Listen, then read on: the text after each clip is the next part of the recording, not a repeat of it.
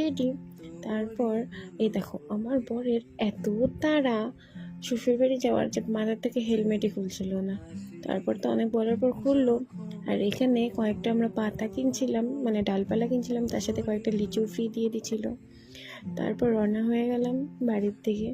আর এখানে আমি এরকম কেন করছি না, কারণ আমি এক পর্ব ঝগড়া করে নিয়েছি বরের সাথে। আর বাড়ি গেলে শিব মন্দিরের মৌচাক থেকেই আমি মিষ্টিটা নিয়ে জিও মার্টে গেছিলাম আইসক্রিম নিতে। তারপর বাড়ি পৌঁছে আমার বাড়ির বড় সদস্যদের সাথে আগে তোমাদের দেখা করাই।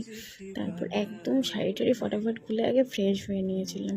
তারপর মা খাবারটা রেডি করলো। আর প্রতিবারই মা এত বেশি বেশি আয়োজন করে যে প্রতিবারই আমরা খাবার নষ্ট করি। তাই এবার মাকে বারবার বলা হয়েছিল যে খুব কম আয়োজন করবা।